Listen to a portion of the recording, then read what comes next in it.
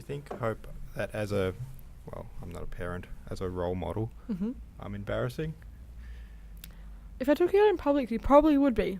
Yeah, I would. I'd make an effort to be. We're going to do a, well, I want to do a Star Wars we're doing an excursion. Launchpad excursion to go and see the new Star Wars when it comes out with all the cool. members. So that will be my first chance to embarrass you in public. Who's going to be dressed next up to or you? something? Or you're going to come in your That's a good outfit? idea. We could make outfits. What would you be? Like Could be Ray. Stormtrooper? I can be Ray. I thought you said he was going to be Ray. No, I'll be Ray. You have to grow your hair a little bit. Yeah. No, I'll be Ray. I'll be BB-8. It's a No. challenging costume, but I think I can do it. He's got to get a bit more rotund for that. Just a bit. You know, We'll just do one of those foam costumes Mm-hmm. where it's like... You must have seen plenty of inspiration at Supernova. yeah, those, what are they called? The 50-something? There's that charity that do the Star Wars thing. Oh, yeah. Something League or... Yes, they were at Sydney. Oh, you know what I saw on Yeah. the Big Bang They Theory? had, well, you were at Sydney, yeah. They Yeah. had that right near me. There was that big setup there, and people put a donation in to go and look and have photos. Yeah, with they go to all of the them. People and the characters and the They're, statues and stuff. they're a staple. Every Yeah, Oz yeah. Comic Con, every Supernova, every... Yeah, R2D2 was Armageddon. whistling at me the entire time. It was getting really boring until I turned him off. Oh, yeah. Yeah, he does that. too. That's You know a what, good... if you really want to embarrass us when we go see Star Wars, dress up as Star Trek. That would be it was on goals. Big That Bang, is it was good. on Big Bang Theory. That's how I thought of it. I'll dress up as... Just walk in, I live should long and stop kicking the prosper. desk. Yeah. Oh, In whoops. in Big Bang Theory, there was an episode where they went to go see Star Wars, and then their friend they invited along just dressed up as full Star Trek. That would be awesome. It's hilarious. That's... I'm going to introduce you on that note. Okay.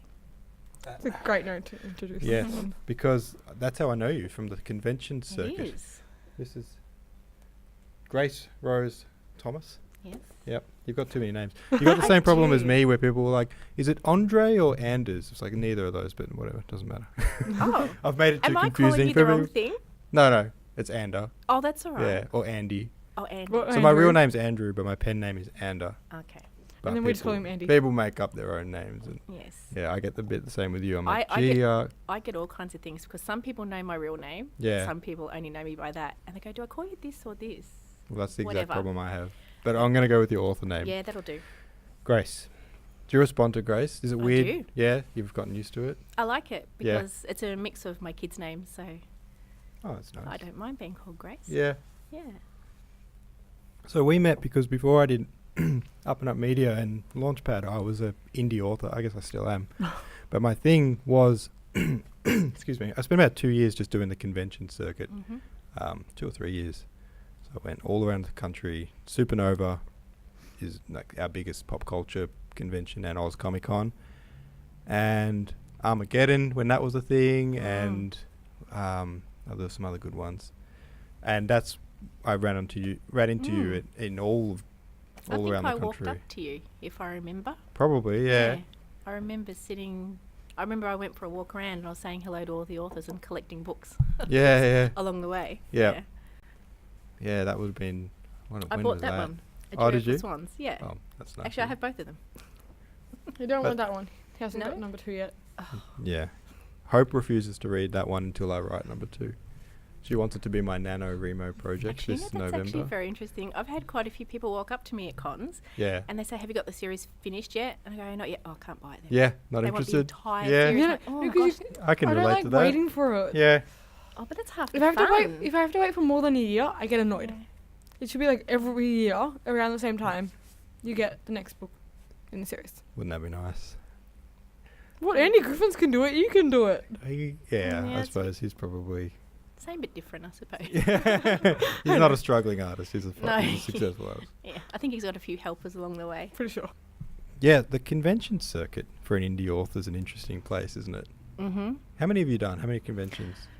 Oh, I don't know. I did. Have you been all I around the country to do it? I've just done Melbourne and Sydney Supernovas, and I'm going up to Brisbane next month to do the Brisbane Supernova. So Okay. that's as far as I've got. Obviously, cost keeps me within Yeah. a certain, Yeah. geographic location. So There was I've a- probably done about 6 or so events now. So Okay. one which Oh, wasn't sounds a like con, you've done one a was lot like more a than that. specifically book event. So, Yeah. Yeah. Yeah. I Yeah. think I've done around 30, and I went to Perth, Brisbane, Gold Coast, Sydney, Tasmania, everywhere. I went to San Diego Comic Con. Oh my gosh. Yeah, How was pretty that? cool. That was awesome. Wow. And LA's Anime Expo.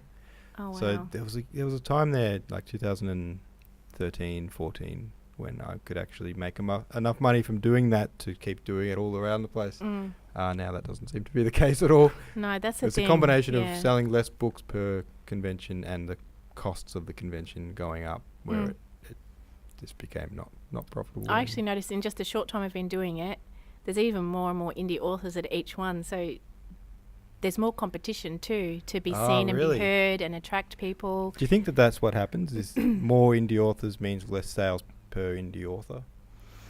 I just think it means more difficulty in attracting someone to actually Yeah. come and look at you. Like, why are they going to look at me if, you know, there's 5 others along your row? It's more effort to get someone, because you're competing.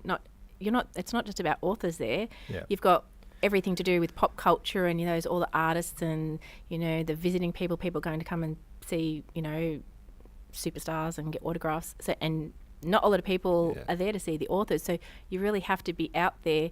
And I started off being so scared, and I'd just sit there, and I realised pretty quick I have to actually sort of be more vocal, and I call out to people, and you have to stand out. You got to sort of hustle them over and get them, wrangle them to your stall. My tricky way is, I love your outfit. Oh, who are you dressed up? Oh, that's fantastic. And they like to be, you know, stroked and petted with their, you know, how amazing their outfit is. And then sometimes they come over and you realise that a lot of the people at these places, they're actually quite shy. And they might be scared because they don't know you, and they're like, oh, I don't know them, so I'll just keep going. But if you actually initiate the conversation, they'll come over and they go, oh, actually, I actually really like reading. Oh, do you mind if I pick up your book? And then that sometimes starts a conversation, and before you know it, you've sold something, which is awesome. Reader. Yeah. Yeah.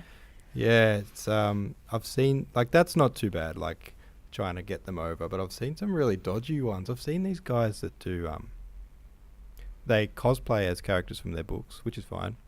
But they get people over to get photos for costumes. So they'll be like, "Oh, I love your costume. Come and get a photo with me. Come behind my booth." And then their little partner in crime will go out and take the photo of them. And then they're like, "Oh, by the way, while you're here, are you interested in this?" And then they do that all day long, all convention long for 3 days. And then I'm sure at the end of it, they just go on their camera, delete all. Like they don't. It's like just a little.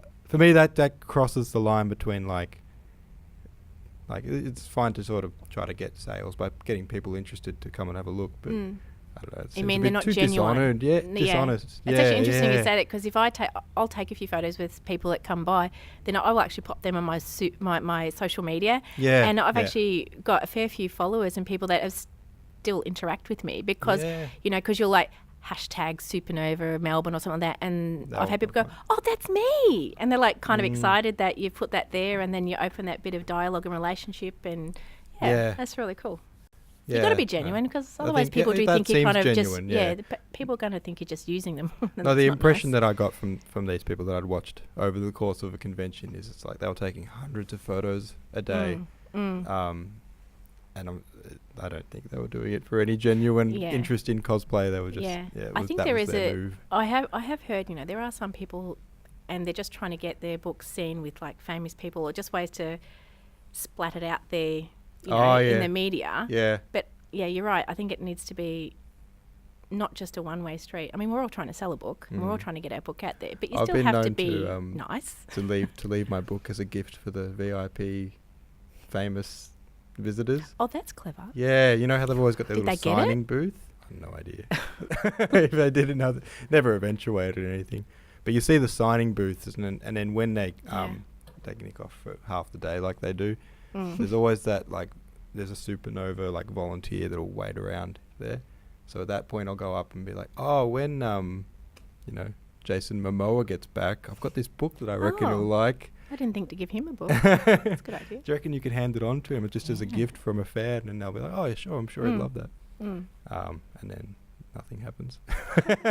But I always think, you sit there waiting for them to like tag you off their Instagram. Yeah. Oh, look, I got this great book when I was, just keep an eye on their Instagram for a few days just in case. Yeah, it's a bit of a long shot.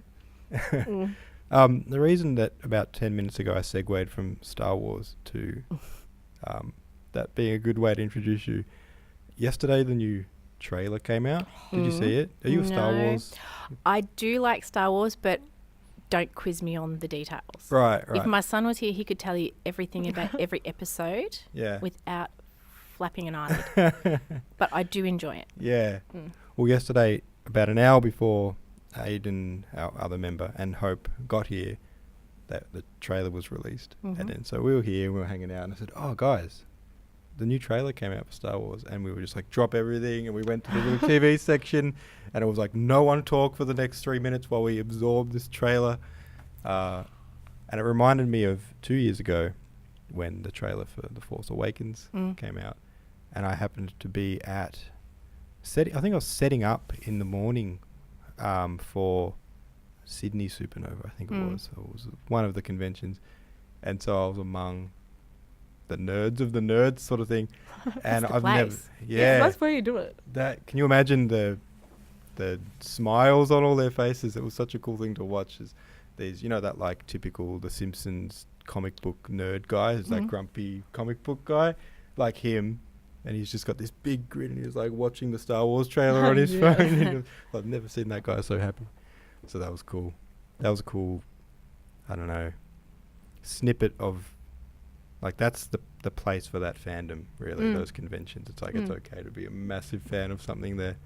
They're actually a real level playing field. I think they bring everyone down to, like, the same place. That people are there and they're expressing themselves in a way they probably don't do in real life, Dad probably doesn't dress as Superman or Darth Vader normally, and Probably Dad is not. having the best time, and everyone is comfortable in being probably that part of themselves they don't normally show, and that's what I love about it. Yeah. It's really awesome. Have you ever had someone cosplay one of your characters? No, but I've had someone said they would like to, and I desperately would love to see it. That one would do. Yes.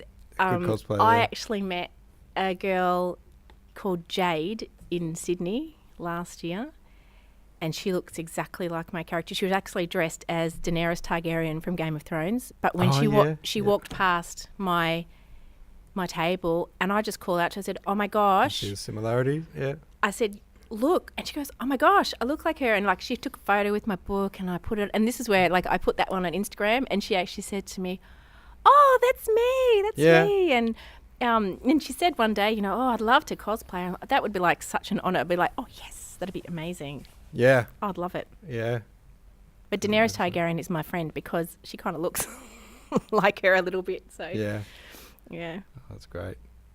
That's really cool. I've had someone cosplay as the evil witch from my novel. It was cool. That's brilliant. Yeah, but I was brilliant. dating that person at the time, so I think she that's might have handy. just been sort of stroking my ego a little bit. That's good. That's It was good. still kind of cool to see. I was at a convention Yeah. and the witch DeVille came walking up towards me. I was like, oh, that's kind of cool. Yeah. Oh, I'd love it. It'd be a real honour. Yeah. Mm. Yeah. How about, can you tell us about them? About your books? Yeah. I can. Awaken is book 1. Surrender is book 2, and I'm working on book 3 at the moment. It's a trilogy, so book 3 is the tie-up of the story.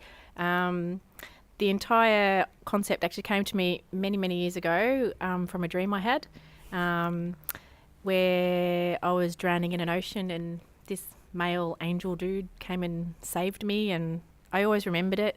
It sounds a bit weird, but I just sort of thought about it often, and it built up, and this is another weird thing that sort of contributed to it. I love the Guy Sebastian song Battle Scars, and every time I listened to that, I would imagine like this beaten down angel who's ravaged in some kind of, supernatural war, and that plus this dream just sort of put this idea together. So basically it's a story about a girl who has a secret heritage of being part of the angelic fallen angels that have been trapped on Earth for tens of thousands of years, and she basically is the one they've been waiting for to free them from the prison of Earth that they've been stuck on.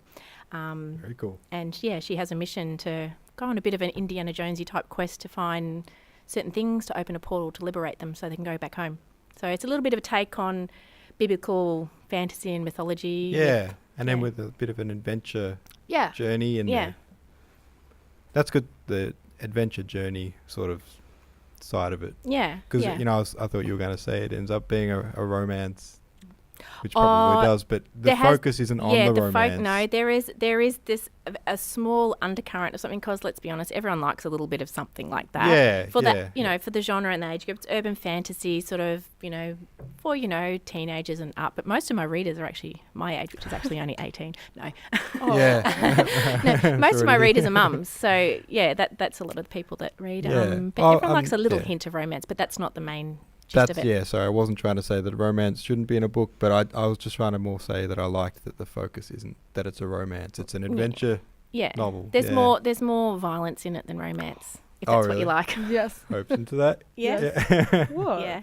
No, that's fine. That's I'm actually cool. surprised at how mean I could be in it, to be honest. Really? Yeah. Is she the mean one, the lead? No. Yeah, I find Or you maybe. Of course not. Who knows? I find like you can always be more mean being someone else than being yourself.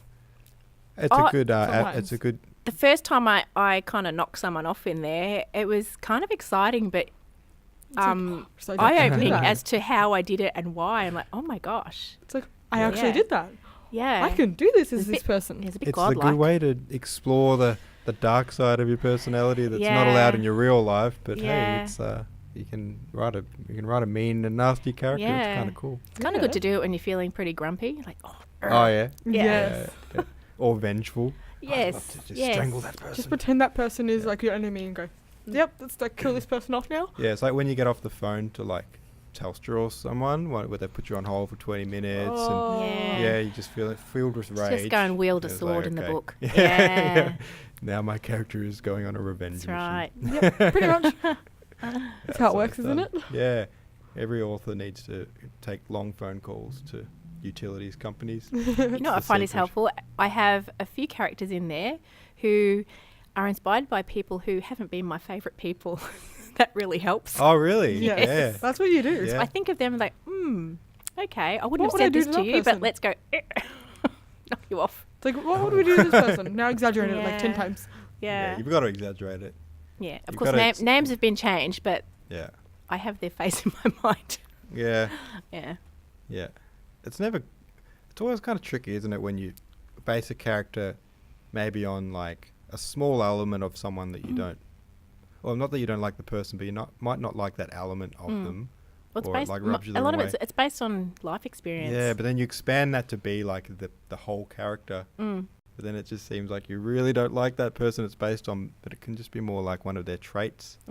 Yeah. Most of my characters are based on someone I've met or seen or something. You know, even like I got one character. I was walking through the shopping centre, and I saw this lady in really long, amazing suede red stilettos. She's in my book. She's a demon. Yeah. But I saw this lady and thought, you look amazing. That's who my character is. Hope's got some interesting characters. I do. Hope's Which book. one are we talking about? Well, not my unauthorized biography, although I am an interesting character. No, Yes, it's more talking about very much in that story as well. What do we name it? The working title is War and Peace 2. Space Adventures. Space Adventures. He created that. That's my handiwork, yep. The Is title. it a bit of he created? Star Wars in that title? It's- Space Adventures? Like, It's based on... you'd like to be an what is it? Obi-Wan Yeah. or in your own book? It's the reimagined solar system where each planet is a planet with habitable life on it. Okay. And all the planets have Jupiter essentially is the home planet Yeah, you go ahead. of these creatures that are created, and they're all like mashups between two different animals that actually live on Earth. And then they go on adventures to the other planets that, like, one of them's the food court, one's the adventure park, then there's the spa. Very cool. Is Earth the food court? No, Earth is the human zoo. Oh, Earth's Mars I the is like food the that. zoo. Yeah, Human zoo. Mars Yeah. is the food court. Yeah. There's a day spa. Yeah, Which I can't remember That'd be which planet. Saturn. Saturn, yeah, okay. I think. Okay. No, wait. No, Mercury. Mercury. Okay. Saturn is the church, maybe? No. It was a church? No, I think Saturn is the adventure park. Oh, okay, because of the ring. Yeah. Yeah. Right. Slide around the rings or something. Yeah. Yeah, and the Makes sense. characters are all hybrid animals, Yeah, which is so it's pretty cool. interesting. I've got some pretty crazy ones of them. An My example? favorite is the waff.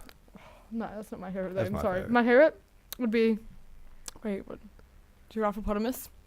Giraffe and hippopotamus, and it's like It's got like a long neck and a really short fat body. Yes. I like that. so it's like really out of balance, and Yeah. it's like, and this character that I made with that creature, she is very up herself, and I've just like very much expressed that.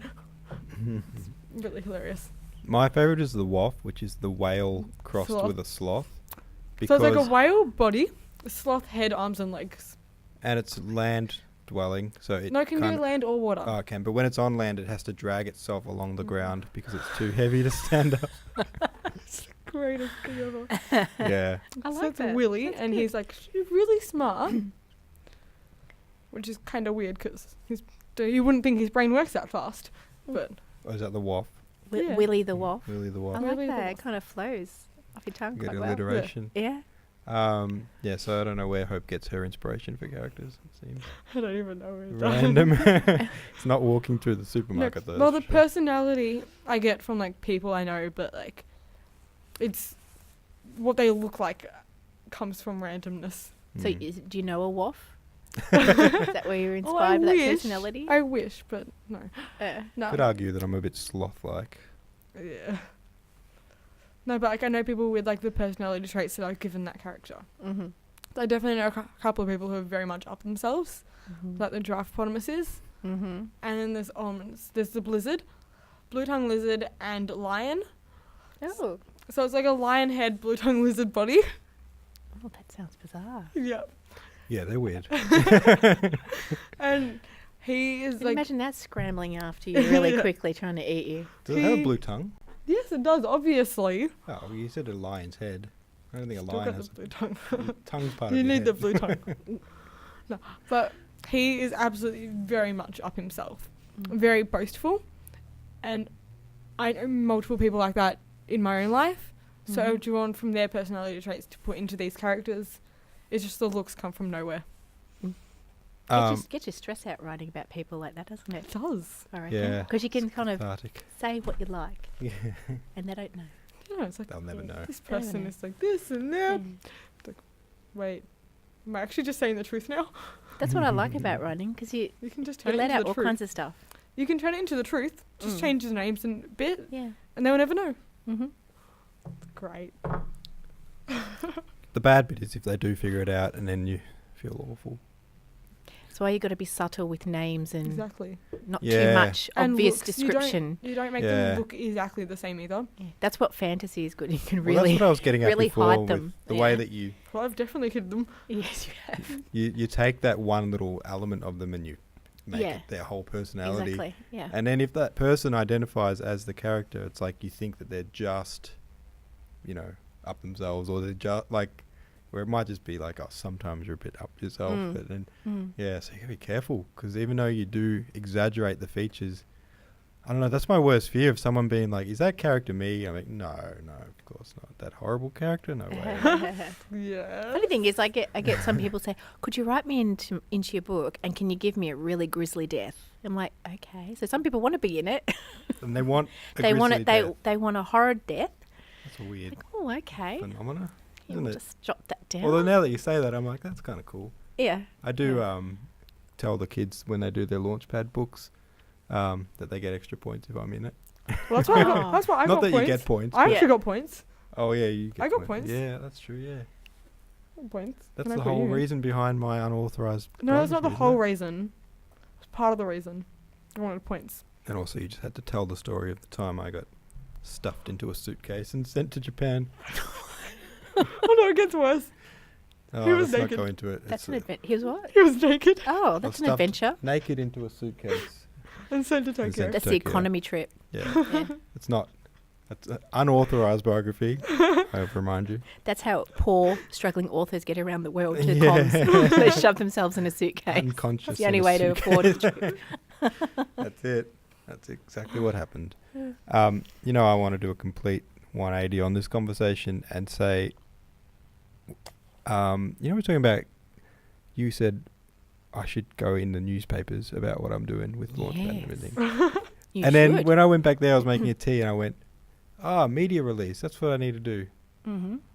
I don't know what a media release is. So I thought I'd ask you. You know? Something that goes in the media. Yeah. You release it into the People media. I just put the dots together. It's like, because I said, you have tried to get in newspapers and I just don't have any luck. And I approached them sort of one at a time and they're not interested. But then so many people said, like, why don't you go on the telly and talk about it, or why don't you go on the radio? Yeah. No, you should. Like I said before, what you do is a real community thing. You're putting literacy out there for kids that's in a fun way where they get to achieve something with writing and imagination. I just think it really should be out there. It's Yeah. a really something great completely off idea and topic, but concept. Can I please have the mineral water? Yes, you may. Although you're going to need do you have a cup? Yes, I have a cup. There you go. I told you it was off topic. That's all right. I went off topic. I was hoping that Grace could tell me what a media release is, but I'll get back to you. yeah, It's like when Yeah. we'll put it to the audience. you put it into Let the... someone write me a media. media release. So segue, Yes. one of the challenges of writing and authoring is understanding media and promoting yourself and all Especially that. if you're That's a really indie. big challenge. You write a book and then it's like, how do you get it out there? But that's what I always say with indie authors, self-published authors. The one bit of the traditional publishing industry that you can't do yourself, the only bit is the marketing and advertising. You can, everything else you can replicate. You can get it proofread and edited, and you can get professional cover art, and you can, you can get it to be as a product. It can look every bit as good as what you find. And it could be a completely, in every way, a better book than one you'd get in a shop. But the thing you can't do is you don't have the marketing connections. You don't have the media connections, and you can't get your book reviewed in the newspaper. But if you had a publisher, they'd get it reviewed in the newspaper.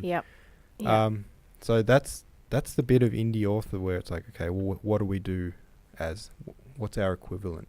How do we get around that?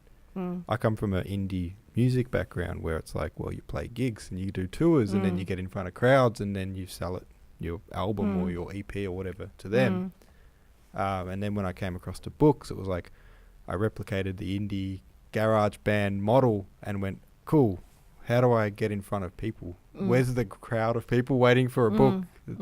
How do you do a rock show for a book? Hence the conventions. That was That's where I landed. easy Yeah, one. the conventions. And what I've learnt in the short time since I've been doing it is they're really outside of the conventions. There's not a lot in terms of book events Well, it's for really hard, authors isn't it? Yeah. in Australia. If you look in America, there's heaps. Like there's some kind of convention on Book every other events, week yeah. in every other state. It's really big. That's why a lot of authors who can afford it, they go over to America and go to all these cons and, Yeah. and they have them genre based as well. It'll be this for this genre, this will be a fantasy one.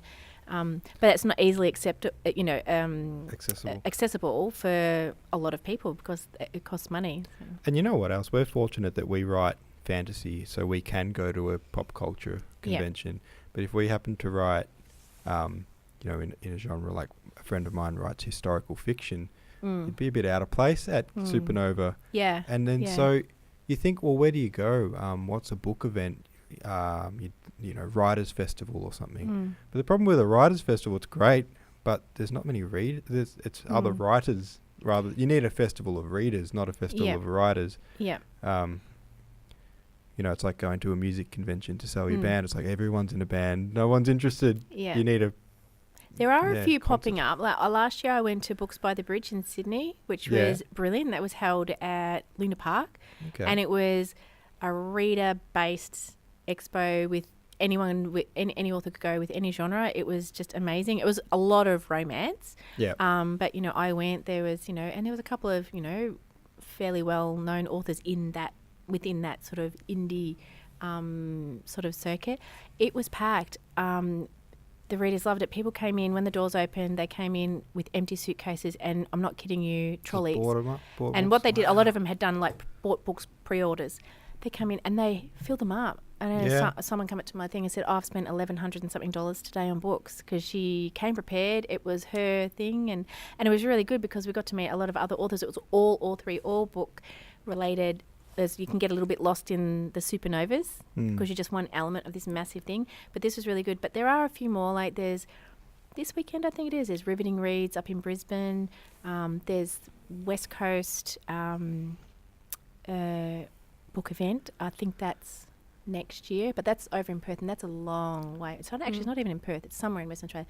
Long way away. So there are a few things I noticed popping up. Yeah. But in my experience, they're only popping up for me because it's taken me 2 years to really ingrain myself in the right paths to be exposed to, like, you know, I got onto the right Instagram pages, Facebook pages, because I didn't know where to even look. But it's just, you know, through connections that for me, it's a lot of social connections, building all that up over really 2 years to find someone and say, oh, have you heard of this? It's not like something you can look up. So, but there's like I'm doing. There's one down the coast in a couple of weeks, but that's put together by a small writers group. The Sorrento one, right? I've had a conversation with the lovely author Alex James, and he said to me a few times, wouldn't it be great if fantasy authors could get together and we could do a fantasy convention for authors? These are all really great ideas, but I think you've got to have the time and the manpower and, you know, to actually put them together. Which would be really good. But I imagine for people who do organised ones, it's a lot of organisation. It's not just as simple as getting a place and inviting people, and there's lots of, you know, legalities to look at, cost. It's not an easy thing. So you've got to have people who are prepared to put all that time and effort in to do it. You know what? This is not to sound too boastful, but the Mixtape 1 launch party was one of the best book events I've been to. It was here in this office. We had about 80 people. I think maybe a bit less, but it was this office was full. You know, we had like drinks and finger food and stuff, and it was just all the authors from the compilation books. So I think we had 9 out of the 12 come, and they brought their own books as well. And then each author brought a sort of, you know, it was a book launch for every author, so they all brought a little crew. A great idea. Yeah, and then I mean, that was our first book launch. That was our first book up on our media, our only book to date.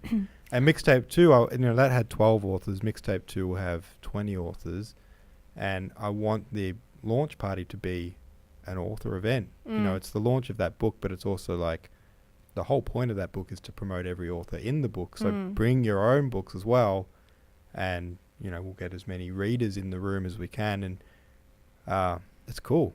I suppose that goes back to, you know, having connections and socialising, because when you start, I remember when I first had Awaken published, and I got really excited. I thought, I'm going to have a launch party. But to be honest, I didn't really know anyone or have anyone to invite. Like I was going to do one, but I thought, just friends and family. And I didn't know if they'd be interested. So I didn't do it, and pretty much my first Supernova was kind of my launch, really. So, I mean, that's one way of doing it, but doing it through the way you did it, that's a really good way to do it. Outsourcing it to, you know, in that case, 12 people.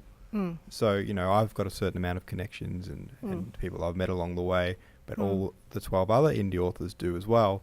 So you're all cross-networking your networks. And that goes back to being genuine as an author too, because I think there's quite a core group of authors that I keep in fairly regular contact with, and I think we all have each other's general best interests at heart, and, you know, maintaining those social contacts is really good because, you know, we're all in the same position, you're helping each other. So, 100%. Trying to...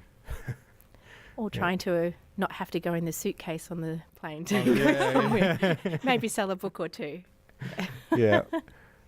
What I was going to circle back around to was before we were saying is having more indie authors at the conventions more competitive or not, because I kind of thought the same thing, but then I wondered if the conventions started to have a reputation as a place where there's heaps of authors as opposed to just a few, they could kind of become, as on top of everything else they are, a bit of a hub for those types of people that go to a convention with a suitcase and go, I want all these indie books.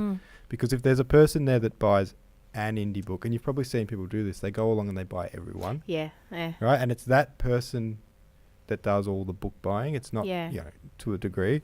So if they became more of an event for that person, more of those real book lovers would turn up. Yeah. So I reckon that's where I landed. I think I think that we need more authors to go to them and make them book events as much as they are comic events and movie events and video game events. Yeah, because it's one thing to try to start a book festival, but there's already this festival or convention that goes on that you could just grow the bookness of it. Yeah. Well, based on what Supernova was like this year in Melbourne and Sydney, it's huge. It's getting bigger. Like Melbourne seemed double the size. So really, yeah. See, I didn't go to any conventions this year. Well, Melbourne was in 2 different arenas this time. Wow. Yeah. So last year it was just in the one big shed, and this time it was completely separate. They had the gaming down in where we were last year, and all the authors and the art and all the signing artists in another. So they're obviously growing it. Oh, actually, I did go to Sydney Supernova this year. Yeah, I saw you. Yeah. I did do that one. And that was the same. That was that big? Separated. Yeah. I thought that wasn't very big. No, it was in 2 separate halls as well. Yeah. So, yeah. I remember the biggest one I've been to in Australia, Brisbane Supernova in, I think, 2013 had 75,000 people. Oh, wow. Yeah, it was huge. I made a vlog about it, actually. It was really cool. Yeah, that was the first time I sold out. I haven't been to that one. It'd be interesting to see what this one's I can't remember. I think it was 13. It was the year that George R.R. Martin was there. Oh, that would explain that. Yeah, it was huge. It was so cool. I thought you were going to say it because you were there.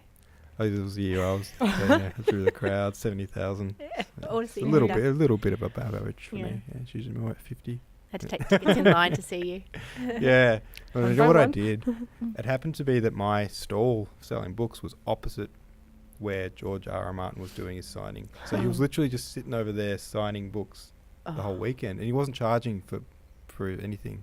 Really? So he was signing books for free for the whole weekend. That's refreshing, isn't it? And so, for 3 days, there was just a queue of a couple of hundred people. It was just filtering. Now, there's a thing, placement at these festivals are really important. In Sydney, I was near the Star Wars. Oh, yeah. That helped? Set up. Oh, because there was loads of people. And it was where all the stars came in. And I remember specifically when Chris Hemsworth came in. Oh, yeah. You couldn't hear anything. Yeah. I saw him around the corner. Cool. Loads of people walked by then, so that was very good. So that was my most successful con because it was.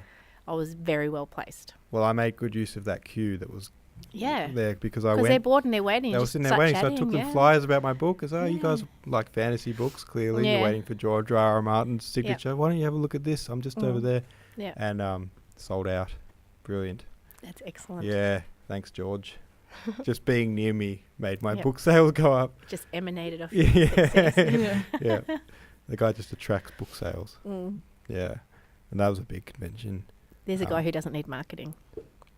No, yeah. No. Yeah, he doesn't seem to care about much anymore, that guy. He doesn't need to. No, yeah. He's done what he doesn't even need to have finished the last book because the show just keeps going. That's great. There's a big kind of consensus growing among his fans that they just reckon he's not going to finish him. Really? He's lost interest. Oh, that'd be sad. You need to finish it. I know, you right? can't leave So what he does have, he has the luxury of time to just take his time now, because all the success is around him. Does he, though? No. You don't think so? Well, he's pretty old, isn't he? Is he?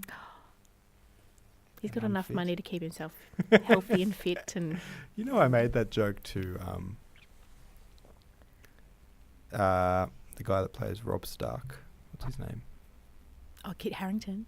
No, that's not Rob Stark. No, I'm thinking of Jon Snow. Oh, yeah, what's his name? What is his name? Hang on, I'm going to Google it. Give me half a second, because this story's better with... Oh, okay.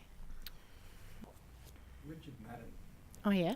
So what's your joke? So I met Richard Madden at a VIP party that I snuck into in San Diego Comic-Con. Oh. Yeah, that's a whole story. I snuck in pretending to be part of Nathan Fillion's entourage. Of course. And then I followed his entourage. Did you sneak in a suitcase? No, it's like in. That's gonna come up every. I'm going to keep that suitcase story going. So, yeah. Anyway, I ended up in the backstage bit, and I was talking to Richard Madden, and I was having a good chat to him, and I was trying to be cool and not seem starstruck or anything. So I was chatting to him for a good 10 minutes, and then the kind of popular joke at the time, like the standard joke when it came to George R.R. Martin was like, he was really unhealthy at that time. Is he going to live long enough to finish the series? So I kind of made that joke, like, oh gee, I hope he lives long enough to finish the series. I want to read the ending. And Richard Madden sort of just said, yeah, I hope he stays alive too, because he's a friend of mine. Oh. Yeah. Whoops. And I was like, oh my God, of course he is. Like, of course you know him. You're on the bloody TV show. And then the conversation just went.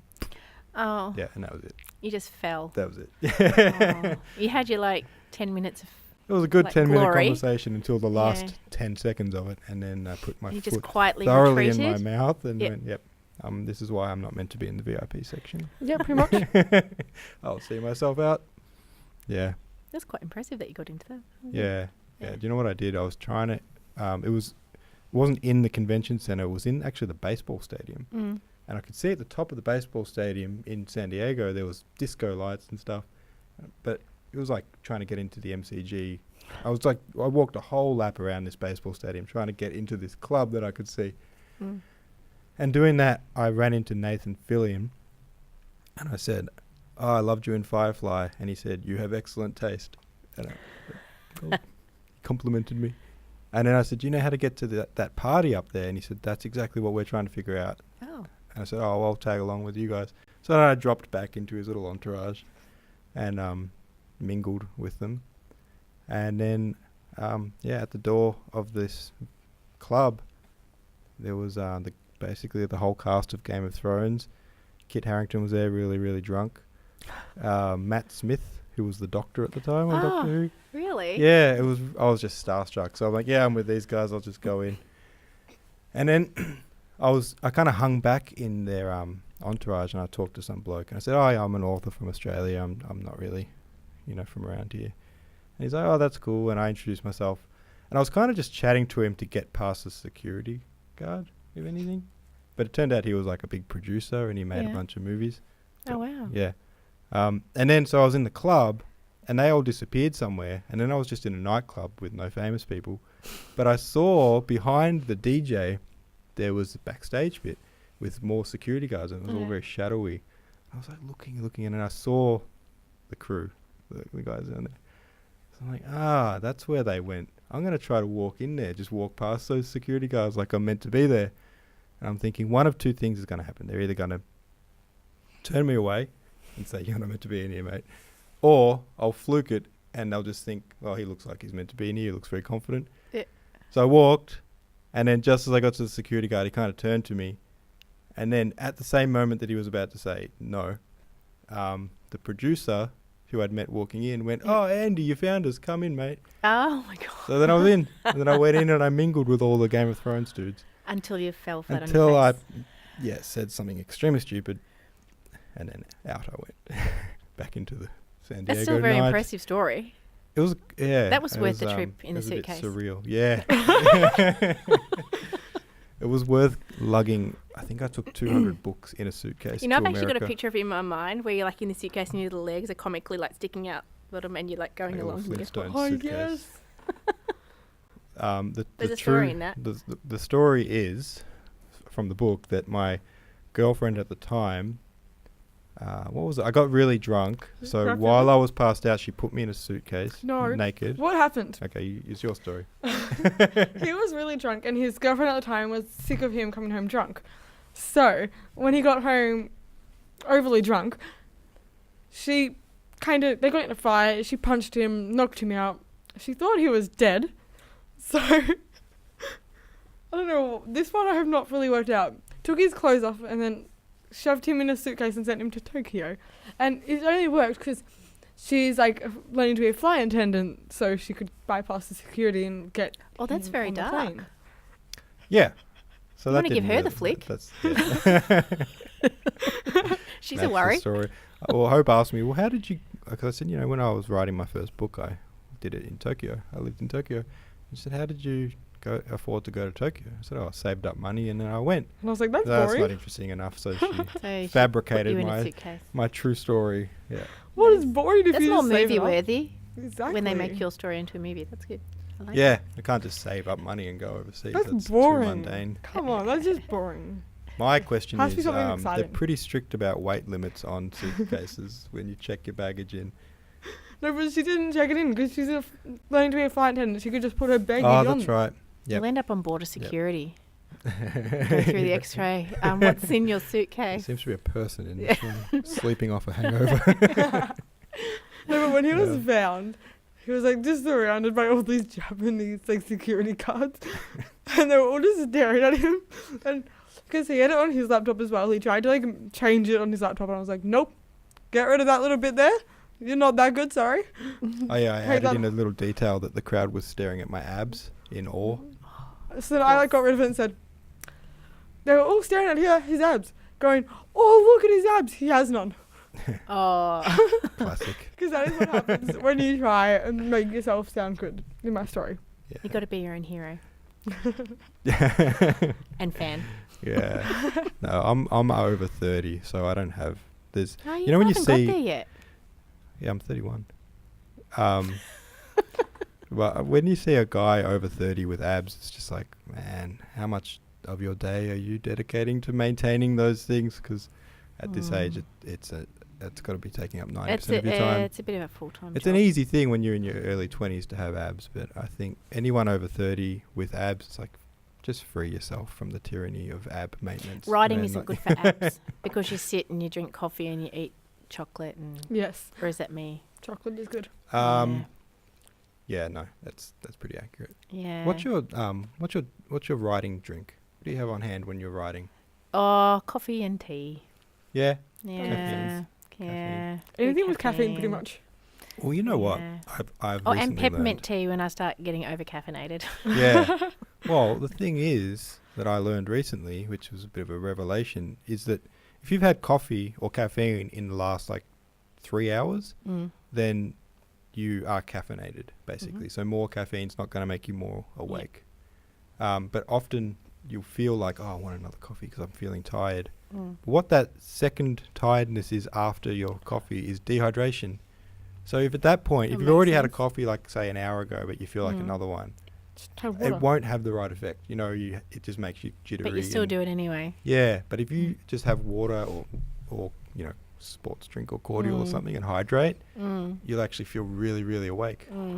I should follow that advice, but it's not as much fun. I know No, it's coffee's so not. good. So I do a lot of writing in Yeah. a cafe. I go and I sit down and I set up and Yes, that's how I you plug do it. in my computer. I always like and- imagine like you go into like those cafes with like Yeah. the whole electronic deck where you can like plug in your Yeah. stuff. You just sit there and write. Yeah. I always imagine that like being. So perfect. I've got two that I go to do that. It's very good. Oh, But yeah. see, then you have your coffee and then you have your tea and then you Yeah, have you another kind coffee. of have to have a coffee. if and then you're you going to a notice that cafe. cake over there and you think, I'll just have that. Yes. Must be an expensive endeavour to write your novels. It can be, yeah. So I have to try and write at home sometimes. Yeah. It's a bit You know, harder. I wrote a big chunk of my first book in a cafe in Lilydale. And then at the end of it, after the book launch, I went in there and I said, you know how I've been sitting here all those hours with my laptop? This is what I've been working on. They were not interested at all. And then there was another cafe in like the next suburb across where I went another time. And there was a novel on the counter. And I'm like, oh, what's the deal with the novel? And they're like, oh, did you know that she wrote this novel in this Yeah. cafe? I'm like, oh, I chose the wrong one. I missed out on the free counter advertising. I did that with my second book. That was practically all written in this one cafe near my kids' school. Yeah. And the day I finished, like, the first draft of it, I remember sitting there and I wasn't expecting to finish it that day, but it just came to pass that it just Surprise worked. And ending, and I just yeah. went, oh, and I'm in the cafe and I'm like, oh my gosh.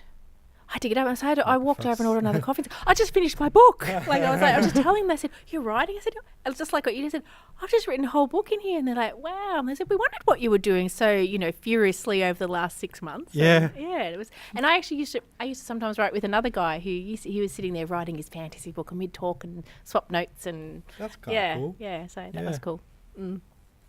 Coffee club, fantasy writing. Yes, pretty Club. much. Too many clubs. I need to work on Getting the name. poorer and poorer, as you said, spending all the money there. But Yeah. Doesn't really matter. Yeah. but what I find, but it was the routine of it that I did. The routine was what was good, because it was like I said to you earlier, my first book I wrote mainly after midnight when everyone had gone to bed.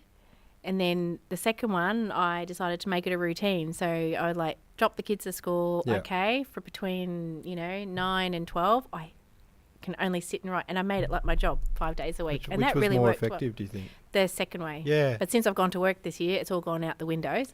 But when I could just do that every day, I was very effective in getting it done. Nearly consistently, I've heard the same advice from sort of career authors. So you got your artist author who's working on their passion first novel thing, and it's always in the twilight, midnight hours sort of thing. But the people that like, okay, I'm going to put out a book every 6 months, and it's my job, and I'm going to do it every day. They at some point made the switch to morning, first thing in the morning, or first chance in the morning, and they say they're so much more productive. Yeah. It's a really If you thi- consistent when if you thing think I've about it, Your if heard. brain's more awake in the morning. Yeah, well, that's just like if you Yeah. dedicate that time, because previously it was just when I could fit it in or, around stuff. But because I then had both my kids at school, or all my kids at school, I thought if I dedicate that and I promise myself that that is when I'm going to write, I was more effective. But when I had, times where I couldn't think what I needed to do next, or I, had that writer's block, if it even exists, but, I was like, oh, I'm a bit stuck there. Then I'd sit there and I'd use that time. I'd go back and maybe go over some stuff I knew I needed to edit or just write notes. So I always did something, but that was always pushing you forward towards the end. So, Yeah. It sounds like I do a similar thing where it's not, I don't think it's writer's block, but the day when you're your own worst critic and you're like, oh, nothing I write's any good, I'm the worst writer ever. It seems to be every second day. Yeah. Those days, if you go back and edit, you can actually make really good use of those days because you're so harsh on yourself. You're a really good editor. Yeah. So that's when you slash you'll and notice burn every and flaw delete in the stuff. or Or what you do, you're at this point and that's when you're saying this is rubbish and that character just can't even say the right thing and I hate that. But then you go back, 10 chapters before and things come to you because you haven't thought of that part for a while or that scene for a while. I find I get really good editing done from that and they go, oh no, that sounds better. And that really goes well. Yeah. And then after you haven't thought about the trashy bit that you thought was trashy, you come back to that and you go, oh, hang on. Not so bad. Now I can fix that up. But Yeah. No, we're all self-flagellating. Like, Yeah. horrible, terrible. Then you get over it. Yeah. So there's worse things. I always tell myself there are books in the bookshops about wet dogs, shaking water out.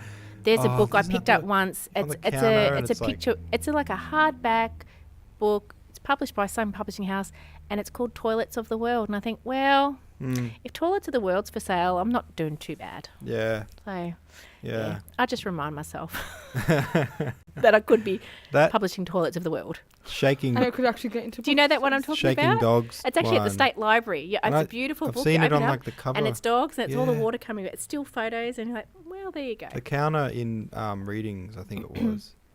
And I'm like, man, I put so much effort into my books. That's what I always think when I see them. You've just taken a photo It's of your like, pet, There's 20 photos of dogs. Yeah.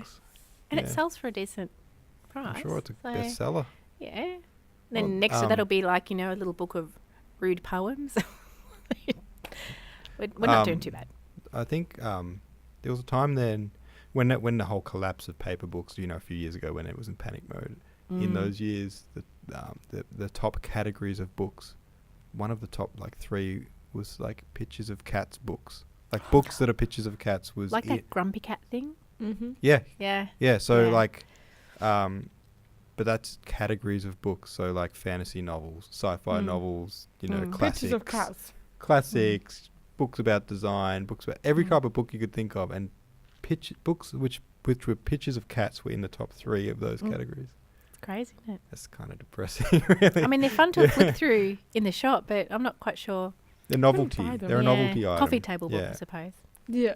But it's come around though, the whole, ebook thing back to paperback. Paper's coming in revival. Yeah, Yep. paperback's like a thing. It's people's passion. It's their collection. I love People paperback. use it as Paperbacks. art, and Yeah.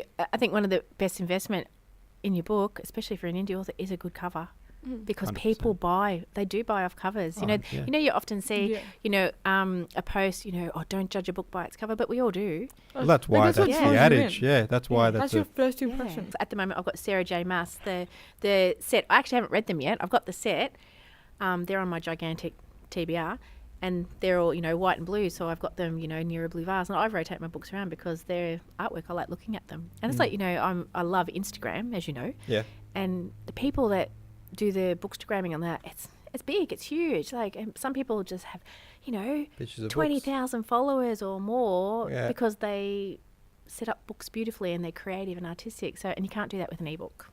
No, you cannot. Very true, It very feels true. better, doesn't it? Like, I feel like people say, like, hardcovers or, like, ebooks are so much better. I'm just like, but a paperback, just, like, to hold a paperback in your hands feels so good. It's easy to do, like, buy with one click, and you can fill up your Kindle. But I know myself, I've got a lot of books in there that I forget about because I can't see them. They're just stored in there. And, like, I flick through it, if you like, oh, my gosh, I could have bought that because it was just a quick 99-cent buy. And you forget you got it, but you got them on your shelf. You go, oh, yeah, I've got to get to that one. I don't have a Kindle. I'm a paper guy. Yeah. That's all I've got. You don't have a Kindle? Oh, no. No? I only went to Kindle because the bookshelves were getting very full. Yeah. Yeah. Yeah. Mine are getting full at the moment. Because Are I your find books it hard to get rid. on ebook? Yeah, Yep. they are. Yeah. Very cool. About the cover art, you were saying, having a good cover is important.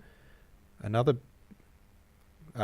bit of advice that I'm always giving indie authors is about cover art, but the typography is, I think, more important than the picture in a lot of ways. Like, if you've got $500 to spend on your cover, spend $400 on your typography and the rest on a picture to go behind it, because you can have the best picture, but if it's just got like kind of a typical font on it, it's going to look very homemade. It's going to look very Photoshoppy. Whereas if you pay someone whose job it is to do beautiful lettering, then which I think you've done here, because that looks really good.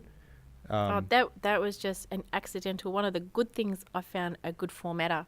Yeah. It's someone actually, a company in the States. I send my books over and they come back within a few days and they look amazing. Yeah, but the type, it's two different art forms, doing a illustration and typography. Typography is a really, really subtle art. Yeah. And something that if it's not your art, you just can't do it. Like, I can see the difference between good type and bad type, but I can't make it. I can't do it myself. Yeah. So I always say, if you get a bit of photography, just take a photo and then put really, really nice hand lettering over it. That's going to look very professional. Whereas if you did the opposite, spent a whole lot of money on the background image and then just did it yourself, you're going to see that it's homemade job. Yeah. Yeah. Oh, because it is nice, because when you open a book, it's pleasurable to look at. Yeah. That's half the experience. Like, people love maps in books and other things like that. There's a whole big thing, a movement. People like maps. And people always ask me for a map of mine. I wish I had. I don't need a map, but anyway, I need to write a story that requires a map. But, it is nice when you open up and you look at it, and it's part of the whole experience. It's a bit special. Yeah.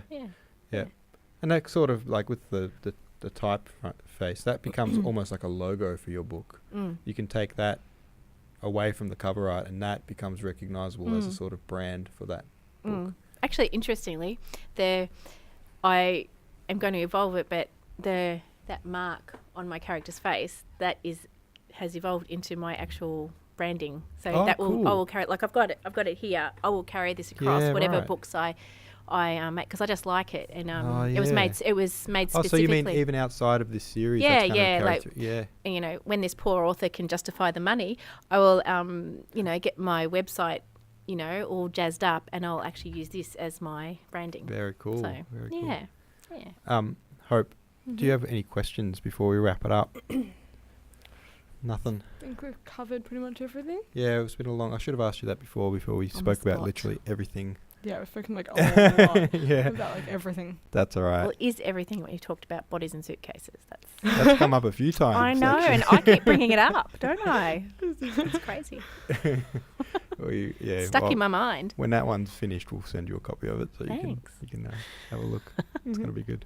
It's going to be great. Yeah, it's going to have unauthorized stamped in big bold letters on top of it, so that everyone understands that I didn't actually get sent in a suitcase to Tokyo. All right. You sure? GR Thomas, Grace, thanks so much for this. Maybe you got Oh, so you're drunk welcome. you Thanks just for forgot having about me. it. That's possible.